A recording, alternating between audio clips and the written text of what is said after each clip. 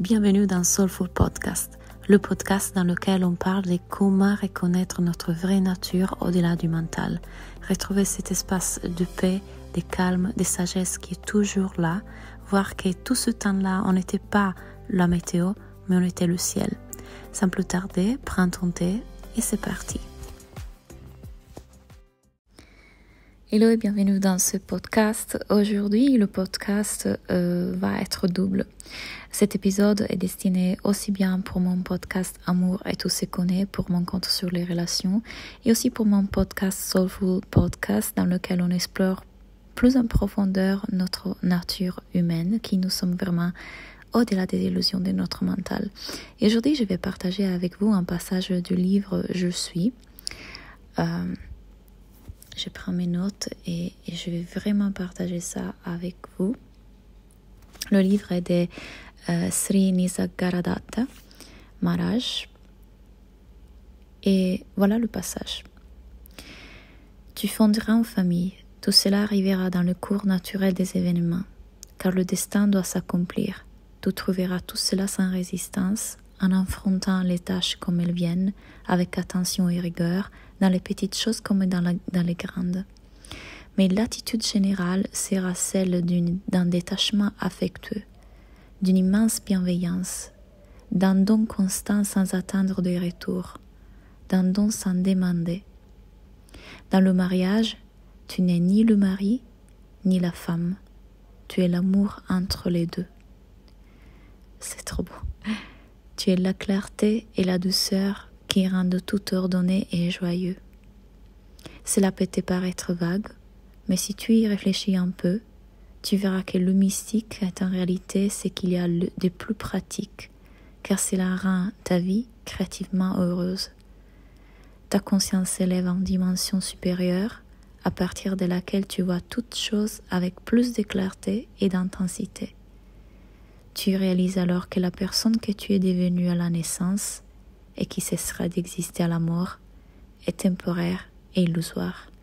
Tu n'es pas cette personne émotionnelle, intellectuelle et sensorielle, prise dans ses désirs et ses peurs. Découvre ta véritable nature. Qui suis-je? Et la question fondamentale de toute philosophie et de toute psychologie plonge profondément en elle. Alors j'adore ce passage et je le partage pour plusieurs raisons. Déjà le passage qui dit « Tu n'es ni le mari ni la femme, tu es l'amour entre les deux ». Je trouve ça tellement beau, tellement beau. Et vous voyez, quand on est en relation avec l'autre, et là je prends les relations amoureuses en particulier, mais cela s'applique à n'importe quelle relation, on se perd. On se perd et on est en relation avec l'autre à partir de l'idée qu'on est deux personnages qui interagissent. La relation déjà va définir je suis le mari, je suis la femme, et on est déjà dans l'illusion, on est déjà dans le personnage. Et on interagit avec l'autre à partir de ça, à partir de l'illusion et des projections et des conditionnements. Et on ne regarde pas l'autre pour qui il est vraiment. On le regarde qu'à travers les analyses de notre passé, les conditionnements de notre cerveau. On ne voit pas l'autre, on voit nos idées de l'autre. On ne le rencontre pas pour qui il est vraiment. Et la pratique de revenir à qui nous sommes vraiment, à découvrir notre vraie nature, la pratique spirituelle de voir au-delà de nos pensées, nous aide justement à ça, à voir qu'il y a un amour inconditionnel qui est possible. Imaginez être en relation avec l'autre en lui demandant rien, en le laissant libre d'être, en le voyant pour l'être pur d'amour qu'il est vraiment.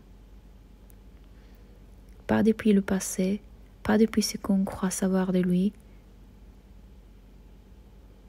mais ce qu'on voit, c'est vraiment lui. Amour universel, présence, conscience. Imagine comment l'interaction changerait si tu ne le voyais plus comme ton mec, ton copain, ton mari, mais comme la vie elle-même en train de prendre cette forme-là.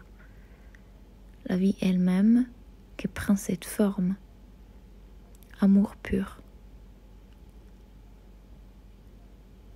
Imagine ne pas voir ta copine comme juste ta copine, mais tu commences à voir pour celle qu'elle est vraiment, sa vraie nature. L'espace qui aime, sans condition, sans histoire. Quand on s'ouvre à ça, on n'a plus besoin que l'autre nous prouve quoi que ce soit. On n'a plus besoin que l'autre change. On n'a plus besoin de la relation parfaite. On devient l'espace. On redevient amour. Et on rend à l'autre sa liberté d'être tout, des possibilités infinies. Et tu t'offres la tienne, d'être tout. Et je trouve ça vraiment l'objectif avec lequel on devrait être en couple. J'en ai fait mon objectif. Continuer à cheminer dans ce parcours en levant les voiles qui m'empêchent de voir mon partenaire pour qu'il est vraiment, on partage le même être. On est une seule chose. Il est amour. Et mon mental, encore, il vient faire le malin et mettre des projections et projeter des peurs, des conditionnements, des systèmes de survie. Et petit à petit, j'enlève des couches comme un oignon pour que je puisse voir qu'est-ce qui se cache vraiment derrière. Il m'était caché parce que l'illusion du mental me le cache. Il me fait croire que je suis en moi, en couple, que je suis le personnage, que je dois me protéger. Il m'empêche de voir que j'étais amour tout ce temps-là, amour à tout ce que je suis. Et je n'ai jamais manqué de rien. Et si on est en couple avec conscience de ça, on redevient l'espace, on redevient amour. Parce que quand on est identifié au personnage, on joue le drame de deux personnes dans une relation. Et à force d'y croire, on oublie l'essentiel. C'est qu'on est profondément. Que ce n'est pas deux, c'est l'amour entre les deux. C'est l'espace d'amour qu'on est. Et si on pratiquait ça, si on pratiquait et on faisait ça le centre de notre existence, c'est aujourd'hui le centre de la mienne, continuer à voir ma vraie nature, continuer à voir au-delà du mental, découvrir qui je suis, faire cette enquête de l'être. Cette enquête de l'être. Qui suis-je vraiment? Suis le personnage petit fini qui doit recevoir ceci ou cela pour se sentir en sécurité, heureux, en joie, où bonheur, joie et sécurité sont l'essence de qui je suis. Je suis la conscience dans laquelle tout se fait et il y a déjà tout. On a oublié qui on est vraiment et on a vu que la vie, les relations, le monde persuadé d'avoir besoin que notre partenaire soit plus ceci et plus cela, qu'il fasse plus ceci, plus cela. En réalité, la vie se fera à travers nous si on s'abandonne complètement. En tout cas, la vie se fera. Si on doit rester dans cette relation, on restera. Mais est-ce qu'on peut être dans cette relation pas partir de la blessure? Est-ce que on peut juste décider d'être en couple à partir de la conscience? Parce que oui, on croit qu'on veut qu'il soit plus romantique, qu'il soit plus intentionné, qu'il soit plus expressif. Mais qui demande ça? On croit que c'est légitime de demander plus de connexion. Bah oui. Parce qu'on a oublié que la connexion est tout ce qu'on est. Ah oui, ça va piquer quand je dis ça. Parce que, mais Claudia, je ne demande pas la lune. Je demande juste que mon partenaire me regarde dans les yeux. Et je sais.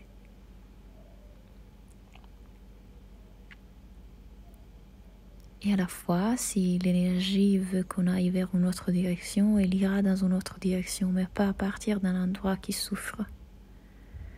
Parce que la souffrance est imaginaire. Je souffre qui ne me regarde pas dans les yeux. Qui souffre? Pourquoi il souffre? Qu'est-ce qu'il projette sur ton partenaire? On peut ressentir l'amour et quelque chose nous dirige vers une relation différente, point. Pas meilleure. Pas parce que comme ça on va être heureuse dans cette autre relation. On a trouvé le bonheur à l'intérieur, il est déjà là. La vie nous bougera si on doit bouger. Ce qu'on veut vraiment,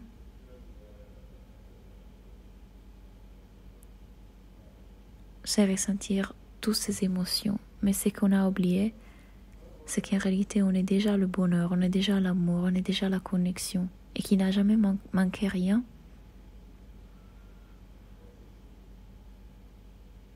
Mais on est en couple à partir de cette demande, de cette frustration.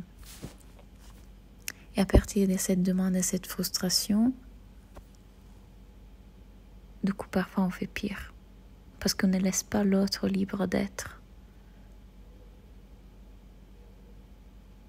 Et ça ne fait que petit à petit détruire le couple.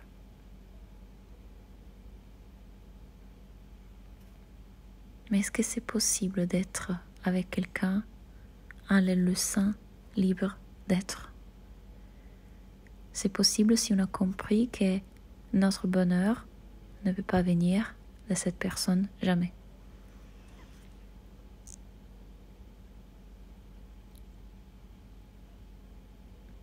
Qu'il y a quelque chose qui ne change jamais à l'intérieur de nous, qui est déjà là et qui ne demande rien.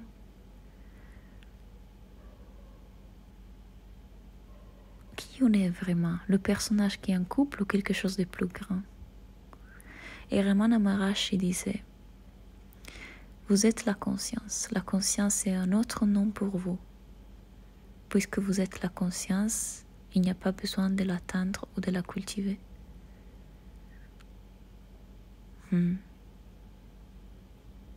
Nous avons l'illusion d'être l'acteur du film. Nous avons l'illusion que on doit prendre des décisions, et on doit faire des choix et on doit s'assurer d'avoir ceci et cela pour être bien, pour être en sécurité. Et si on lâche ce contrôle, une autre phrase de Ramana Maharshi, vu qu'on en est là: pourquoi monter dans le train et tenir vos bagages sur votre tête tout le temps? Le train porte toutes les charges. C'est-à-dire, pourquoi on est dans le train de la vie et on porte toutes ces pensées, toutes ces demandes, toutes ces frustrations, on continue à être stressé, ce poids. Alors qu'on est dans le wagon de la vie, on est dans le train de la vie, est-ce qu'on peut juste déposer les bagages, donc déposer le mental, se laisser porter? La vie, c'est mieux que nous. Et donc si la vie, c'est mieux que nous, qu'est-ce qu'on est encore en train de demander à notre partenaire de changer, d'être, de faire? La vie, c'est mieux que nous. Est-ce que nous, on peut l'accepter, l'accueillir, l'aimer et reconnaître qu'amour est ce qu'il est? Est-ce qu'on peut reconnaître qu'il n'y a jamais eu un partenaire en face de nous? C'est un concept, c'est une idée, ça aussi. Il y avait juste amour. Il y avait juste la même conscience que tu es, qui prend cette forme dans ce corps, mais ce que tu es en train de regarder, c'est un bout de la même conscience que tu es. C'est l'être que tu partages avec cet autre être. Il n'y a jamais eu d'autre, il n'y a jamais eu de moi. Et si vous voulez explorer ça plus en profondeur, et s'il n'y avait jamais eu de moi, c'est exactement la spiritual talk qu'on va aborder dans le chemin de l'éveil cette semaine. Donc si vous êtes abonné à mon programme Le Chemin du Cœur, vous avez cet appel gratuit. Autrement, si vous n'êtes pas dans le chemin de l'éveil ou dans le chemin du cœur, vous pouvez acheter la Spiritual Talk à 20 € et je converserai pour vous faire explorer dans l'expérience, pas intellectuellement, mais dans l'expérience. Qu'est-ce que ça veut dire que je ne suis pas en moi? Comment on peut le voir dans l'expérience et pas intellectuellement? On fera une pratique, on conversera et je vais vous guider et vous coacher lors de cette rencontre. Si vous voulez venir, je vous laisse le lien ici en bas. Et si vous voulez pratiquer encore une fois et revenir dans cet espace de qui on est vraiment, j'ai différents cours appliqués à les relations ou appliqués juste à la spiritualité, à la présence. Dans Aimer sans abandonner, cette semaine, je suis en train d'ajouter un défi de 90 jours pour accepter notre partenaire pour comme il est, pratiquer la présence, reconnaître l'amour inconditionnel et guérir de nos blessures, se libérer de nos conditionnements qui font que finalement on a toujours des réactions exagérées envers notre partenaire et qu'on lui demande toujours plus et d'être différent et d'échanger. Mais qu'est-ce qui se passe si on reconnaît que tout ce qui est là est déjà assez? Qu'est-ce qui se passe si on reconnaît qu'il est déjà amour, qu'il est parfait? Qu'est-ce qui se passe si on apprend à réguler notre système nerveux, à ne plus rentrer en réaction comme ça, à revenir en présence, à se désidentifier de nos pensées, à reconnaître que le cerveau était en train de nous faire croire encore une histoire. On explore tout ça dans Aimer sans abandonner, dans le défi des 90 jours, ou alors vous pouvez venir dans la Spiritual Talk. Merci pour avoir participé à cet épisode. Laissez-moi un petit like, un commentaire pour savoir qu'est-ce que ça a réveillé en vous. Et on se parle la semaine prochaine.